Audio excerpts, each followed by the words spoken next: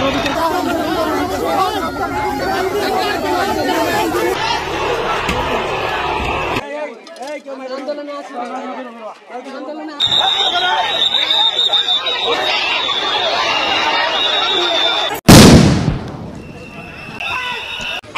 যদি সব স্টুডেন্ট নাইমা যায় এইসব ছাত্র। বিসমিল্লাহির রহমানির রহিম। আজকে আবারও চলে আসলাম টেলিযোগাযোগ আইসিটি মন্ত্রী আপনার জুনায়েদ আহমেদ পলক সাহেবকে নিয়ে। তো মন্ত্রী সাহেব বলেছেন কিছুদিন আগেও যে ইন্টারনেট বিভিন্ন কর্মকর্তাদের পরামর্শে তাদের ভালো কোনো কিছু করার জন্য ইন্টারনেটটা বন্ধ করে দেওয়া হয়েছে। আবার এর পরের দিন আবার উনি ডায়লগ দিলেন কি যে ইন্টারনেট তো আমরা বন্ধ করি নাই, ইন্টারনেট বন্ধ হয়ে গেছে। এখন আবার গতকালকে থেকে আরেকটা রিকমান্ড মানে বড় ধরনের আরেকটা কমান্ড আসতেছে ওনার মুখ থেকে, বলছে যে স্যাটেলাইটে নাকি পানি ঢুকে গেছে। তো স্যাটেলাইটে নাকি পানি ঢুকে গেছে, সেজন্য ইন্টারনেট বন্ধ হয়ে গেছে। এখন প্রশ্ন শুধু এখানেই থাকে, শুধু ছাত্রছাত্রী আন্দোলনের সময় কি ইন্টারনেট বন্ধ হয়ে যায়? শুধু ছাত্রছাত্রী আন্দোলনের সময় কি স্যাটেলাইটে পানি ঢুকে?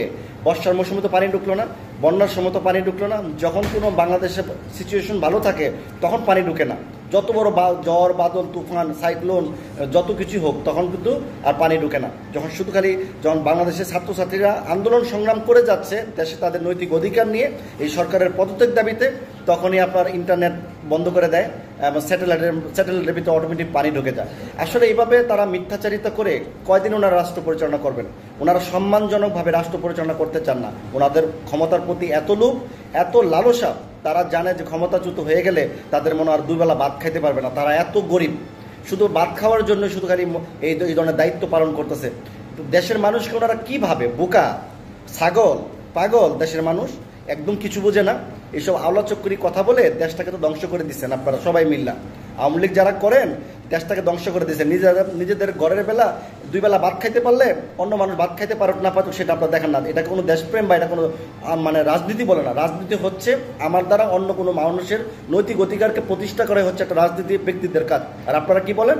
আপনারা কি করেন যে রাজনীতি এমন একটা জিনিস, নিজে এবং নিজের পরিবারকে আত্মীয়স্বজনকে বড় বানানো, মাস্তান বানানো, দুর্নীতি বানানো, এটাই হচ্ছে রাজনীতি ব্যক্তিদের কাজ। এগুলো করতেছেন আপনারা।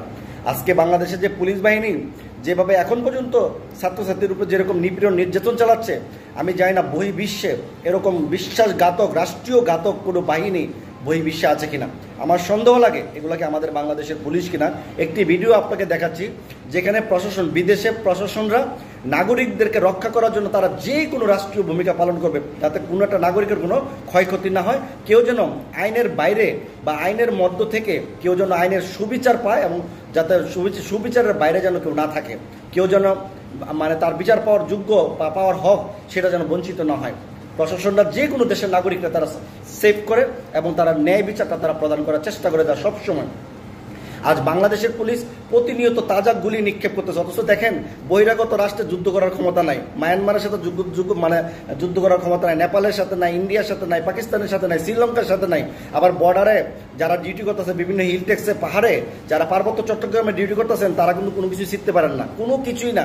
পার্বত্য চট্টগ্রামে আমি কিন্তু চাকরি করে আসছি। শান্তি বাহিনীর ভয়ে আর এখন কুকুর চিনের ভয়ে আপনারা পড়ে থাকেন, একটা ভালো করে কোনো কিছু করতে পারেন, আতঙ্কের মধ্যে থাকেন।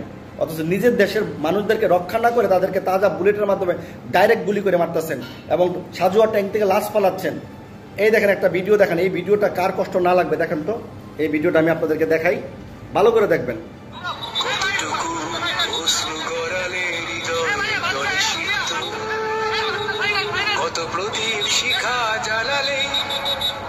দেখেন ভালো করে দেখেন, সবাই দেখেন। একটা ছাত্রকে হাতের নিচে কনির মধ্যে দিয়ে চাপ দিয়ে লোকটাকে মারতেছে এবং ঘুষি মারতেছে, মানে সে নিজে হত্যা করতে চাচ্ছে। এই পুলিশ সরাসরি হত্যা করতে চাচ্ছে ছাত্রকে, এভাবে আটকে রেখে তার দম আটকানো চাচ্ছে এবং মাথার মধ্যে ডাইরেক্ট এভাবে ঘুষি দিচ্ছে। তো সে কি বাংলাদেশের পুলিশ হতে পারে? সে তো বাংলাদেশের পুলিশ হতে পারে না। হতে পারে না। সে একটা সন্ত্রাস এবং গুন্ডা। সে জাস্ট খালি ইউনিফর্ম পরেছে। এই তার ছবিটা ভালো করে ভাইরাল করুন এবং তাকে ভালো করে মানে ইনভেস্টিগেশন তদন্ত করা উচিত। সে কি সত্যি পুলিশ নাকি কোনো ছাত্রলীগের গুন্ডা? আর একটা কথা আমি বলে যাই আজকের এই লাইভের মধ্যে, প্রধানমন্ত্রী শেখ হাসিনা উনি বলেছেন ছাত্রলীগ নাকি আওয়ামী লীগের অঙ্গ সংগঠন না। তাহলে ছাত্রলীগ যদি আওয়ামী লীগের অঙ্গ সংগঠন না থাকে তাহলে ছাত্রলীগের ভূমিকা কি? শুধু সন্ত্রাসী করা?